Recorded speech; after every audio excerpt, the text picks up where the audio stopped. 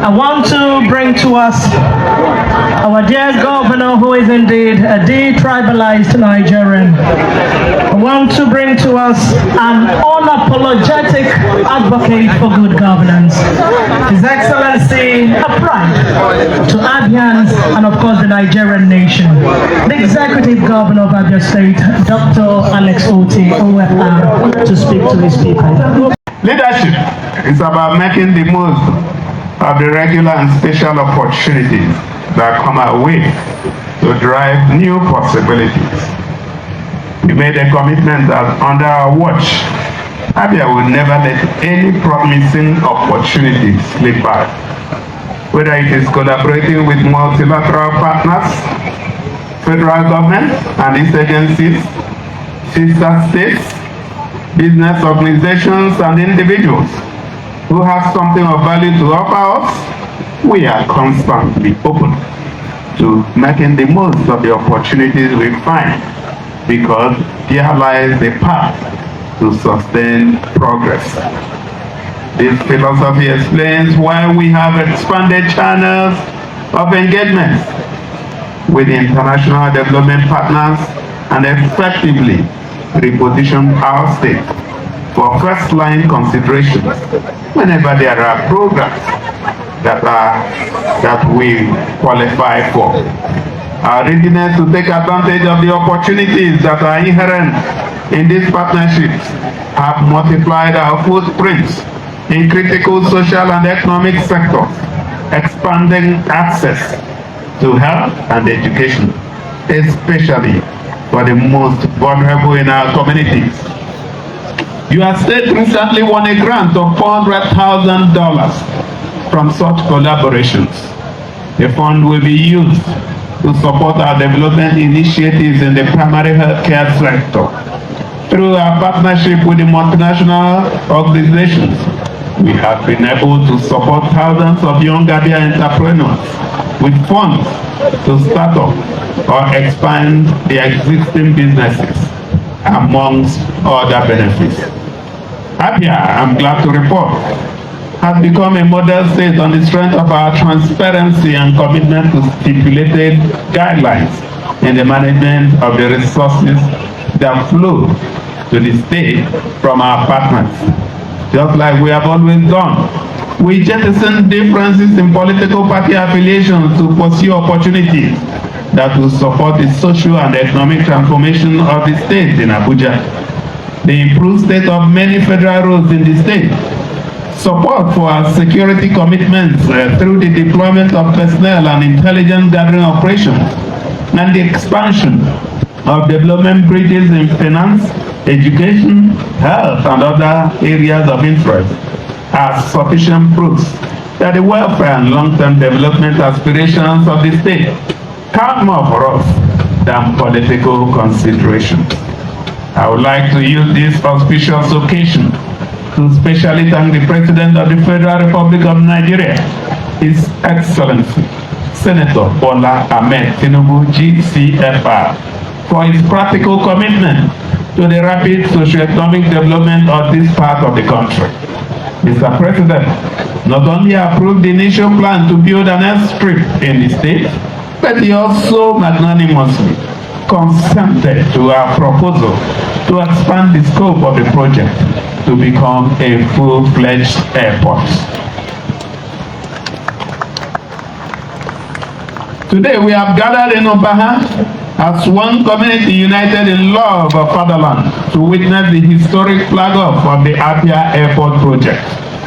I want to welcome in a very special way the Honorable Minister of Aviation and Aerospace Development, Barrister Festus Keyamo, Senior Advocate of Nigeria, to our dear state for this great event.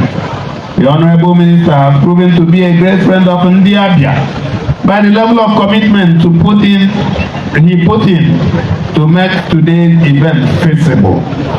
I would like to invite us to join me in thanking the Honorable Minister for specially considering Abia as one of the benefiting states in the spread of the airstrip project and going beyond his regular routine to make this groundbreaking ceremony a reality today. I'm certain that with his commitment and the continued support of Mr. President, and of course the Deputy Speaker and his colleagues, the senators and everyone, this project will be completed on schedule. And we shall return here in about 36 months or less to commission the airport and welcome the inaugural flight with Mr. President and the Minister on board. Permit me, distinguished ladies and gentlemen, to also underscore the fact that this is the only out of the 6 airstrip projects that we are put in the budget that is being commissioned. I would like to also acknowledge the special contribution of the Permanent Secretary in the Federal Ministry of Aviation, Dr. Emmanuel Meribole, a proud son of the state, for his efforts and support to this project, especially at the conception stages. He generously availed us his experience and technical expertise at no fee. Dr. Meribole's selfless service models what we expect from our brothers and sisters occupying positions of influence in different establishments. While we will never encourage anyone to break rules, we expect that you will always use your good offices to support our development initiatives or attract new ones, because this is part of your larger constituency. I would like to also underscore the point that Dr. Meribole has just about 1 more week before he retires from the ministry. I want to wish him well. I had already served notice to the Honorable Minister that as he retires, he should head home because we have work for him here.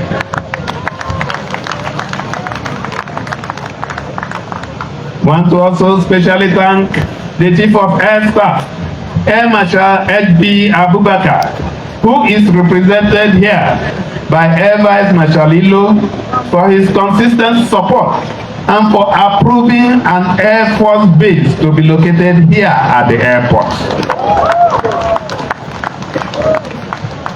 Our thanks also go to the Deputy Speaker, House of Representatives, Right Honorable Benjamin Carlo and his colleagues who are here in person to witness this event. Our appreciation also goes to our sister we are very proud of, Honorable Nkiru Onyejocha, PhD, Minister of State for Labor and Employment, for being consistent with her support. I have heard and read several comments castigating the choice of this project, with many perhaps speaking from a point of limited information, dismissing the Abia airport project as a low priority initiative that should not happen now. I respectfully respond to this critique by first acknowledging their right to hold and express an opinion, even if it is different. Let me also thank them for their interest in the development conversation around Abia. As I have consistently maintained, our government is very open to criticisms, and we welcome interactions that are undertaken in pursuit of public interest, even when they are not very favorable to our preferences. Nigeria is a democratic society, and the advantage we have over those who dominated conversations like this in the mid-80s and early 90s is twofold. First, the freedom to disagree with those in authority and the availability of multiple platforms to disseminate our thoughts. Even then, there is one important responsibility we often tend to ignore when we exercise the right to hold and share an opinion, and that is the obligation to place facts above emotions. When we begin to incite mistrust, and hatred in pursuit of a hidden political agenda, then the law enforcement agencies will be required, as a matter of duty, to be on the guard against possible breakdown of law and order, because democracy itself can survive neither anarchy nor a siege of violence. To those who remain stuck in the pocket-sized vision of the old order, an airport project, just like we have been told by a few people who spoke earlier, is clearly not an important consideration because one has to crawl before walking. In the new Abia, however, an airport is not just an important project for the long-term prosperity of the state. It is an integral component of our vision to open the state to the world. We are poised to turn Abia into a major destination hub that will welcome hundreds of thousands of unique visitors from different parts of the world every month. Let me also make the point that we are not just building an airport that will be tucked away in some obscure location. No, far from it. We are building an airport city. Difference between an airport and an airport city, with a lot of ancillary developments around it. The Sulugens village is in this community, and we have started the process of making it functional. Other facilities, including hotels, will follow suit. Our aspiration will be impaired without a dedicated airport to serve our most important urban destination.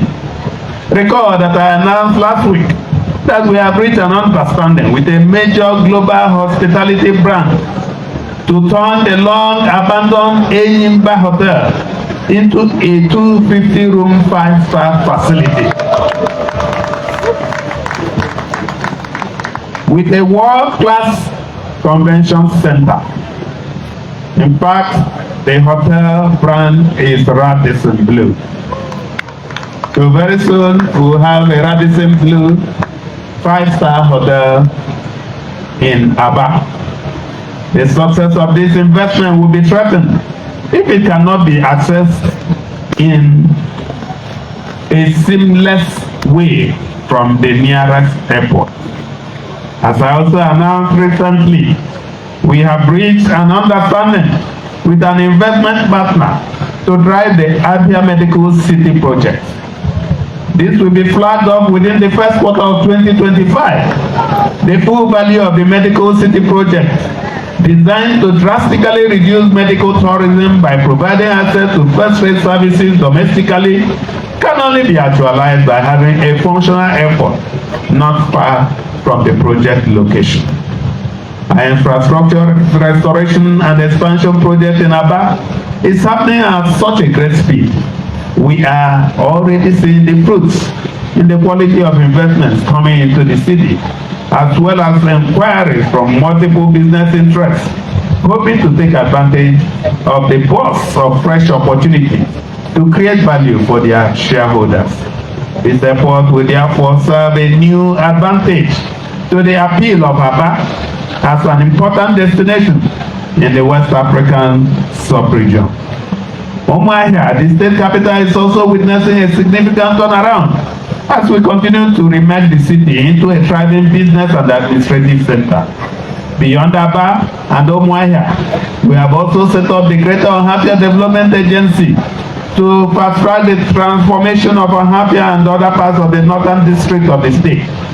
The expectation is that GODA will evolve initiatives that private sector players can jump at to create new opportunities in the northern part of the state. An airport in Abia, particularly at this location, will not only accelerate our urbanization agenda beyond Abia and Umuahia, it will also send a clear signal to the world that we are open and prepared to rise to a higher plane in the race for social and economic transformation of our homeland. With the scope of our development agenda, the volume of investments we anticipate, and the projected influx of high net worth individuals to the state for businesses, conferences, and events, or even for holidays, investing in an airport is certainly the right decision. It It has to be noted that an airport is not just the preferred means of travel for the elite. This is a safer and more economical mode of transport for those who want to make every second count. It is also the fastest means to transport essential goods, just like the Honorable Minister has said.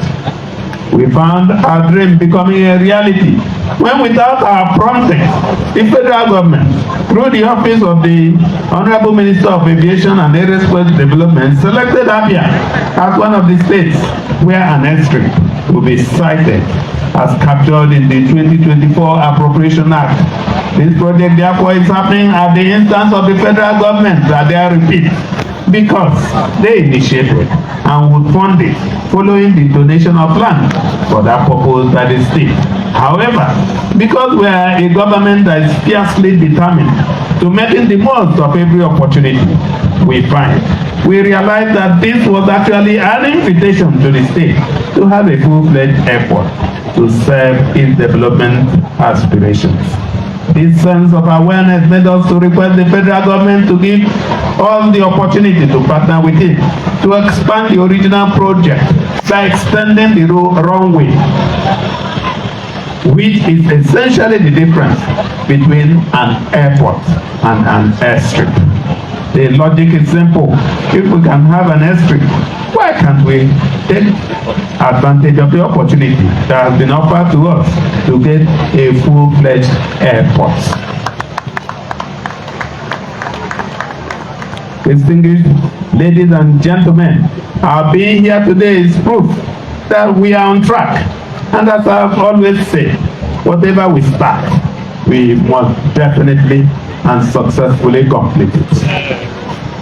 The initial design of this project will allow for what they call a Type 4D runway of 2.8 kilometers with provision for further upgrade to Type 4E runway, which is the longest runway of 3.6 kilometers to accommodate bigger sizes of aircraft in due course.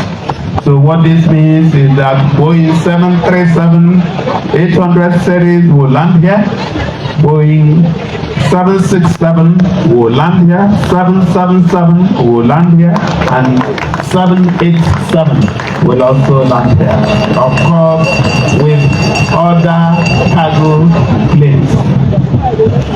Let me on this note thank the good people of Obaha, Umuaba, Iputu, Umosu, Umezuku, Umode, and Umuoma Intambose for their generosity and support for this project.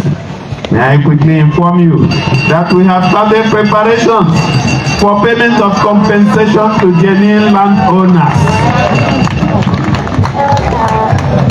Even if you have to say, we are a compassionate administration.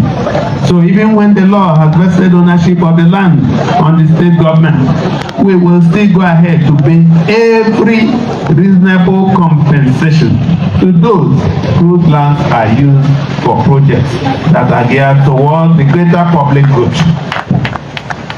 At any rate, the most important fact is that by the state government, the landowners in these communities are also investors in this opportunity. Having joined us in the faith that this will be a profitable investment, one that will create jobs for our children, like has been noted earlier, and opportunities for local entrepreneurs. I can readily assure you today that you shall reap the full benefits of your investment in the fullness of time. I once again assure you that this is our collective project and we have a responsibility to work together to actualize it. We have activated a multi-level support structure to be coordinated by the Office of the Chief of Staff, who is not only from this community, but is also an anointed man of God, to respond to your inquiries. The coordinating team shall be populated by senior officials of the government, the contractors, and of course, the representatives of this community. One thing you can take to the bank is that no one will be cheated. Distinguished Ladies and gentlemen, let me thank you most sincerely for coming out today to be part of this program. Thank you for the support to this government. Thank the Zulu people for the donation of their land and reassure them that they will be paid everything due them. And it's on this note, distinguished ladies and gentlemen, that I will invite the President, Federal Republic of Nigeria, here be represented by the Honorable Minister for Aviation and Aerospace Development, Barrister Festus Keyamo, the Deputy Speaker, House of Representatives, the Honorable Minister, Employment and Productivity, and of course, every other person who has been pre-selected to join me as we turn the sword and flag the Abia Airport project. Distinguished ladies and gentlemen, thank you very much for listening. God bless you.